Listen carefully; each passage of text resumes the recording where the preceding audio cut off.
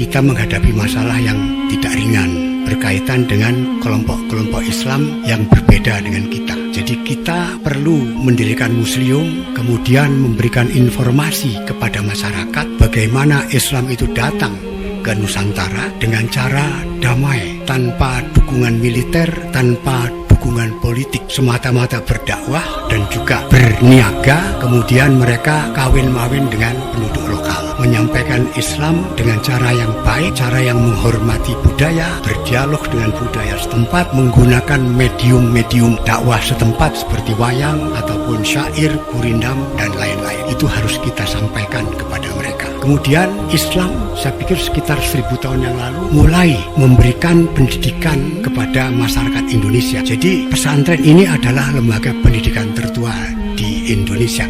Waktu itu namanya belum Indonesia. Kemudian kita tahu tokoh-tokoh Islam terlibat dalam proses diskusi untuk merumuskan bangsa seperti apa yang ingin kita wujudkan, negara seperti apa yang ingin kita dirikan. Di situ kita tahu semua dalam sejarah bagaimana proses itu dan akhirnya kita menerima keadaan seperti sekarang yang sangat baik. Kita sampaikan ini sebagai bantahan kepada kelompok Islam seperti pengikutnya Abu Bakar Ba'asyir, Majelis Mujahidin ataupun Jamaah Ansarut Tauhid dan juga kelompok Hizbut Tahrir Indonesia. Mereka mengatakan bahwa negara Indonesia ini tidak sesuai dengan ajaran Islam. Negara Indonesia ini adalah negara tauhid. Kita sampaikan kepada masyarakat bahwa tidak betul itu. Bagaimana mungkin negara yang didirikan oleh kelompok-kelompok termasuk di dalamnya kiai-kiai, tidak hanya NU, Muhammadiyah, PSII dan lain-lain ikut dalam proses mendirikan negara Republik Indonesia. Bagaimana mungkin negara yang didirikan bersama-sama dengan kiai kok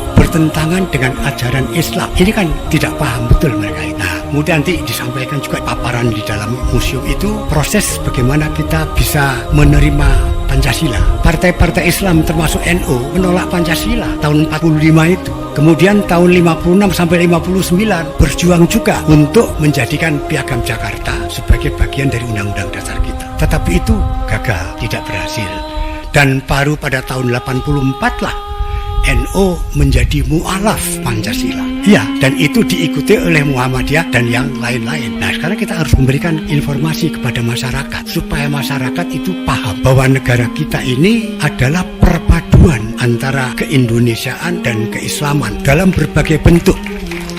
Dalam budaya, dalam hukum, banyak sekali hukum-hukum Islam yang masuk ke dalam undang-undang kita. Saya pernah melihat videonya Habib Rizik yang mengatakan menghendaki NKRI bersyariah. Saya sampaikan kepada kawan FPI, tidak ada NKRI bersyariah. Ketika 7 kata dengan kewajiban menjalankan syariat Islam bagi pemeluk-pemeluknya kita coret, maka NKRI kita ya tidak bersyariah lagi. Tidak bersyariah dalam tataran undang-undang dasar. Tetapi di dalam undang-undang banyak sekali syariah Islam yang masuk di dalam perundang-undangan kita. Yang memakai nama syariah itu ada Undang-Undang Perbankan Syariah. Jadi saya tanya, kapan kita melarang syariah Islam? Tidak ada, kecuali hukum pidana Islam, jinayah. Itu saja yang dilarang. Yang lainnya monggo silahkan. Nah, ini mudah-mudahan informasi ini bisa diserap oleh masyarakat. Kemudian pengunjung bisa bercerita kepada keluarganya, bisa bercerita pada kawan-kawannya. Gak bener omongane HTI ku, gak bener omongane Ustadz Abu Bakar Ba'asyir ku. Sing bener ya NU Muhammadiyah sak piturute. Inilah.